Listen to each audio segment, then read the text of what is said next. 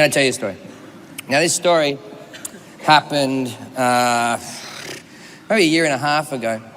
I got booked to do a private party with a very famous American singer.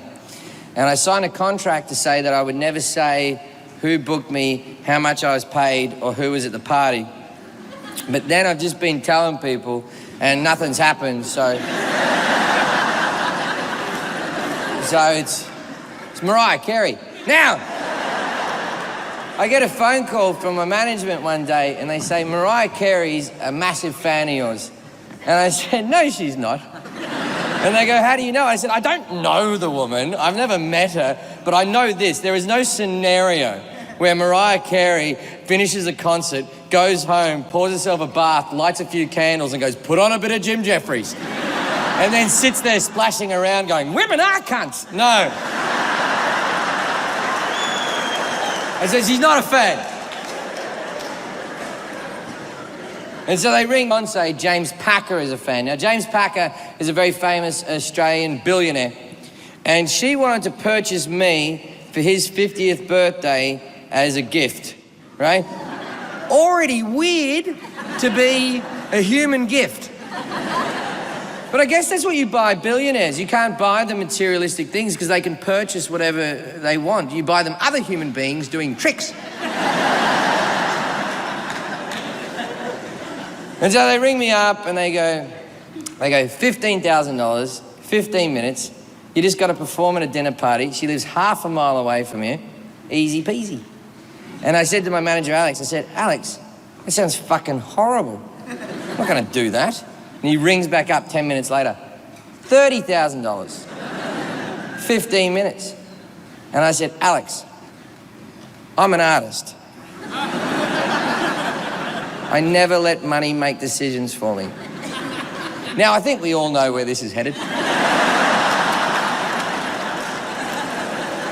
They rang back, $60,000, 12 minutes. And I was like, fuck it, what's her address? Fuck it. So for 3 weeks, I was just dreading this gig. And then 3 weeks later, it's like, all right, I show up at the house. I'm there, it's the middle of summer, I'm wearing a leather jacket and fucking t-shirt, I'm sweating my ass off. And I'm there with my manager, Alex, and someone, Mariah's assistant opens the door and goes, which one of you is Jim Jefferies? I'm like, yeah, the fucking career's crushing it, obviously. That's me. And she goes, we've been waiting for you. And she goes, you're not to be seen, you're a surprise. And I get into the house and say, whoa, take your shoes off. Mariah's one of those cunts. As soon as you enter your house, you got to feel uncomfortable. Take your fucking shoes off. I don't know if we have any of those Nazi fucking pricks in this room, but you've lost a lot of friends over this, you fucking low-life cunts. Anyway, so I take my shoes off. Now I'm the birthday surprise, so no one's to see me. So they secretly get me into the kitchen. So I go into the kitchen, I'm sitting there, and then they give me some rich people food, which is the same as poor people food, but it has truffles on it. And I'm sitting there eating my fucking truffly food. And I look at my manager, I'm like, I shouldn't do this. And he's like, it's gonna be fine, it's gonna be great, you're gonna be great. At that stage, Eddie Murphy walks into the kitchen. Now, Eddie Murphy, I want this in film, is my childhood fucking hero. Delirious was such a big deal to me.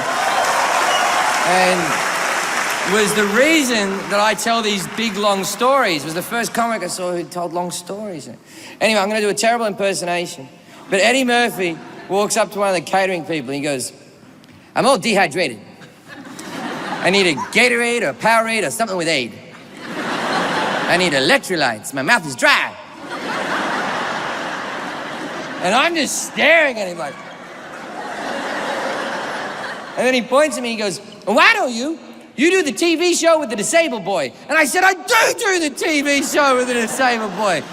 And he goes, I love that show. It's a fantastic show. You're masturbating out the little disabled boy in the sky. What a great show that was. He goes, what are you doing here? And I said, I'm going to do stand-up for the dinner party. And he went, there's no way that's going to work out. And then he just fucked off.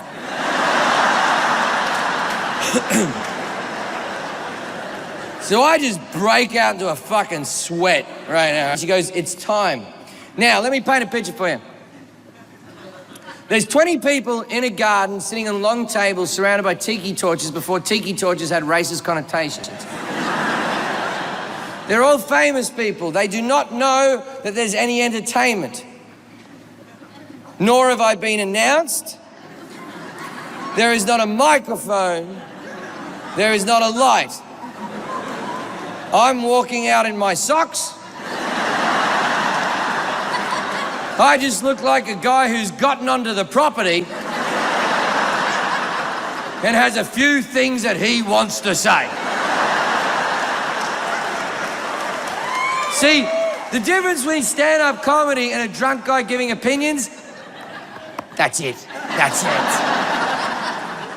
So I walk out, so Mariah Carey's sitting here, James Packer's sitting here, Eddie Murphy's sitting here, Al Pacino's sitting here, Warren Beatty's sitting here, and it gets less and less famous as we go along. So I walk out, I've never done a birthday party before, so I just treat it like a kid's birthday party. So I walk up to a 50-year-old man, and I go, hey, hey! And he went, who are you? And I went, who am I? I'm Jim Jefferies, your favorite comedian. And he goes, I don't know you. And I pointed at Mariah and I said, Mariah! And Mariah's on like 7 Xanax of the fucking day. And she just looks over at him and goes, remember we watched him on the computer doing something? And it was very clear that they were towards the end of their relationship because he was just like, why do you talk?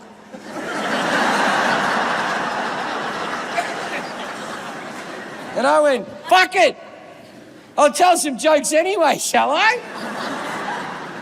At that stage, Leonardo DiCaprio walks in with 3 of the hottest chicks I've ever seen in my fucking life. He has a beard because he just did that movie where he had sex with a bear. I haven't seen it. He walks up, he stands next to me. Everyone greets him like he's Norm from Cheers, right? Somehow this cunt gets to keep his shoes on.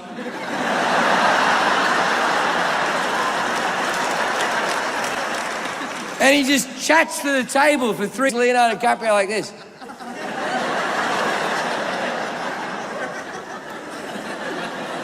At the 3-minute mark, he doesn't even look at me. He just points at me and he goes, what's all this about? And Warren Beatty went, we don't know. And then Leonardo DiCaprio took the women over and sat on some garden furniture, and I was like, fuck it, I just got to do 12 minutes. No one says that anyone has to laugh. I just got to fucking talk, right? So I just started phoning in some fucking jokes. I just looked at him and went, there's a turtle at my kid's school, and I told the turtle routine, and I'm just fucking walking around telling the fucking turtle routine. James Packer is getting angrier and angrier, just like, fucking. At one stage, he says to Mariah Carey at the same volume that I'm talking next to him, he says, why did you think I'd enjoy this, right? And I'm like, just keep smiling, Jim. Keep a song in your heart and they can't hurt you. So I keep going and he's getting angrier and angrier. And he just goes like this. Gun control. And I said, yes! I'm the gun control guy. And he goes, I love that bit. Do that bit. And I said, I haven't performed that in over a year. I really don't know how it goes. And he went, just fucking do it. And I went, okay. So I started doing the gun control thing. So I'm like running across the lawn to do the fucking safe thing. Now, that routine is 16 and a half minutes long. I got through it in 8 minutes because it turns out it's shorter without laughter.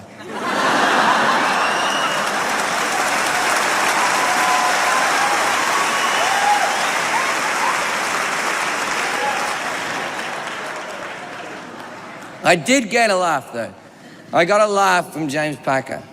And like the halfway moment during the routine, he just gave this like Australian billionaire gluttural fucking laugh. He just went, ha!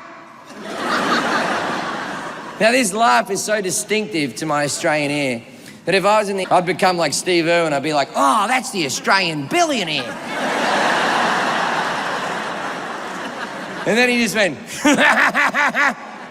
and because it was his birthday, it was like a moment in a medieval film where the king started laughing and the rest of the courtyard was like, the king is amused. And they all started laughing a little bit. And all of a sudden, I wasn't having a good gig, but I was getting away with it. So I finished up the show and then I did a routine that was on my last special about how I'm a 5 in the looks department, but because I'm on TV, I had to fuck 6s and 7s. But because I'm an alcoholic, I fuck 4s and 3s.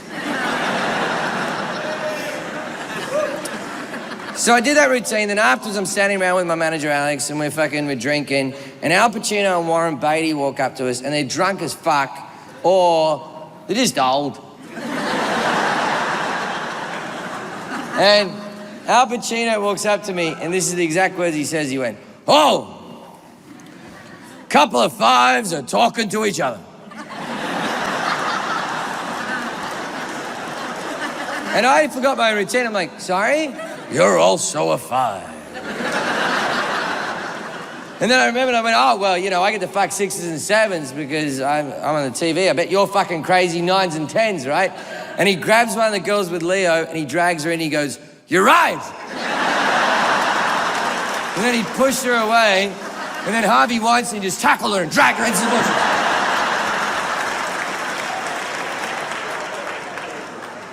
And then he goes like this, he goes, "Oh, I like what you do. You tell stories. Nobody tells stories anymore. You tell a story, I'm enjoying myself. Oh, I'm enjoying myself.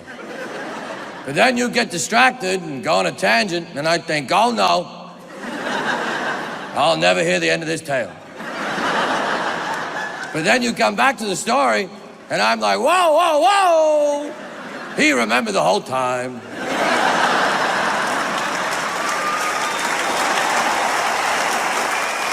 And then he kept talking for like 10 minutes, and like the 10-minute mark, I hadn't said a word, and he literally said, he goes, "Am I talking too much?" And I said, "Mr. Pacino, this is one of the greatest moments in my life. Please keep talking till I come."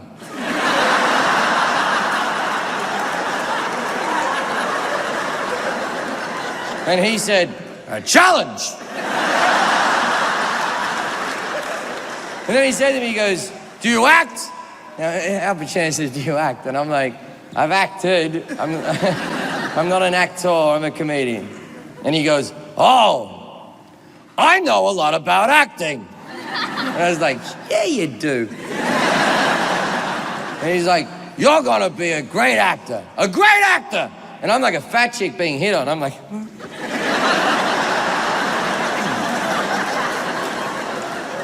And then he went, "No, fuck it, don't act.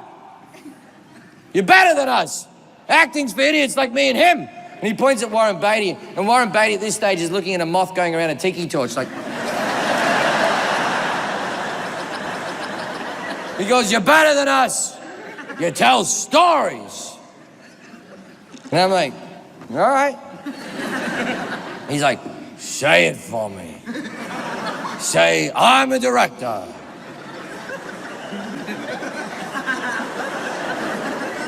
And so I went, "I'm a director." And he went, "Say it again." And I went, "I'm a director." And he goes, "One more time. But this time, I need more passion from you, George Jamison."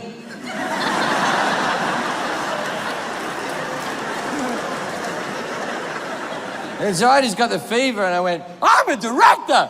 And everyone at the party stopped what the fuck they were doing and they all stared at me and I went, "I don't know what's going on now." Warren Beatty's all confused. He leans over and goes, what do you direct?" And you know when you're a kid, like in your teens, you just lie all the time? But you don't really lie past 30, you lie to get yourself out of trouble. Lies like, "I don't know that girl, I was somewhere else," right? I just did one of those like teenage lies. He goes, "What do you direct?" And I said, "And I have a big budget film in the works with Warner Brothers." And then Warren Beatty looks at me and goes, how can we stay in touch? And I just went, I'm fucking lying, man. And before I could say anything else, my manager saw that I was drowning in this conversation. He swooped in so Hollywood. He just came in and he goes, I love this. Jim Jefferies, Warren Beatty, you're going to make a lot of great films together. Here's what we're going to do. You're going to take my number, Warren. I'm going to take yours. We're going to stay in touch. And they start swapping numbers, and I'm standing up to the side like, I don't know what the fuck this is. And before I can say anything stupid, Alex puts his arm around me and drags me out of the party. And I'm like, I don't know what just happened, Alex. I don't know what just happened. And he turned to me and went, you're going to have to learn how to direct.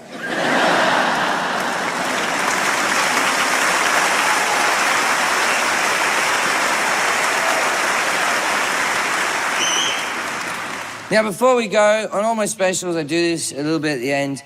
I mentioned depression. Depression has been something that has been a major part of my life, not just my life, but everything for me. Now, if you're suffering from depression, as I hit 40, it's gotten a bit better.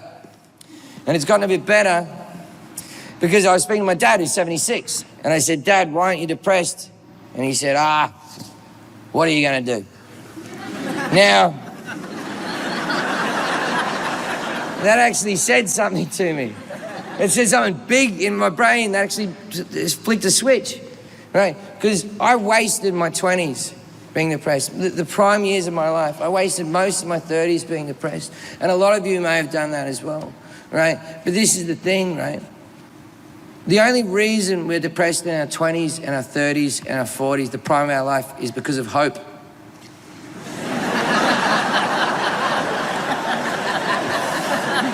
Because we think that something better is fucking coming, right? You think you're gonna make it. You think you're gonna be something. What if I don't meet the woman of my dreams? What if I don't get the career that I want? And then when you're old, you go, huh.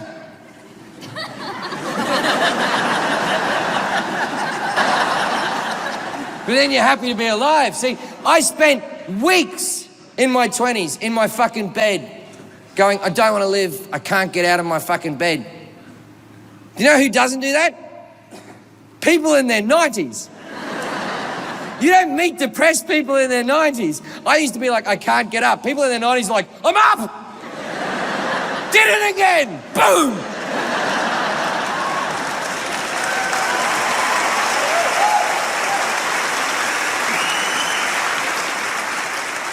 So all you have to do is outlive your depression.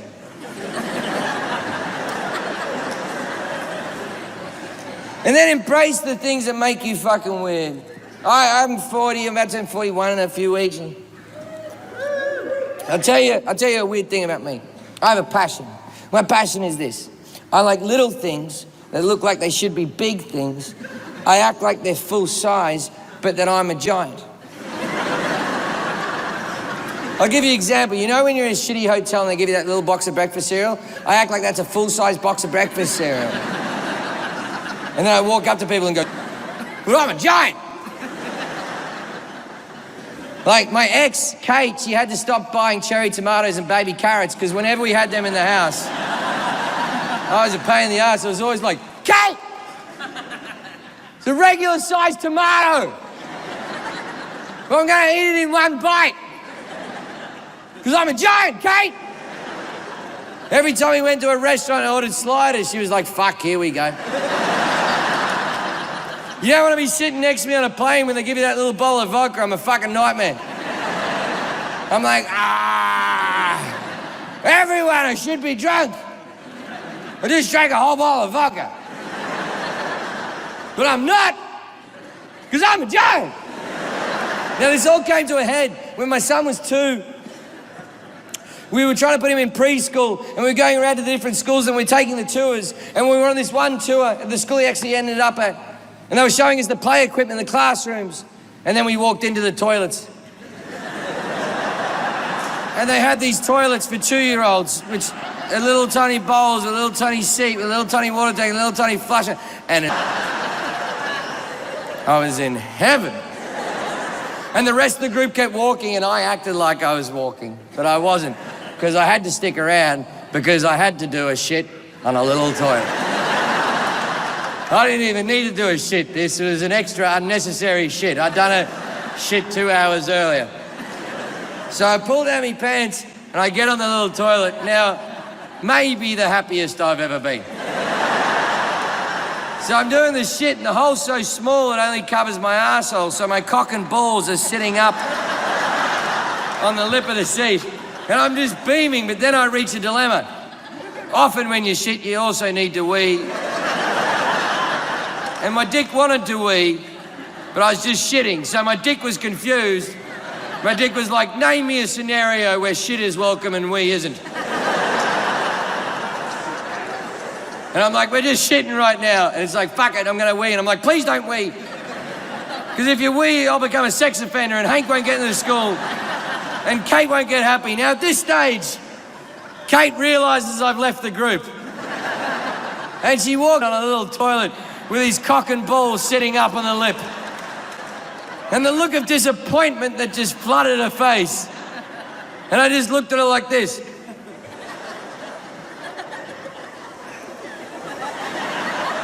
I'm a giant, Kate!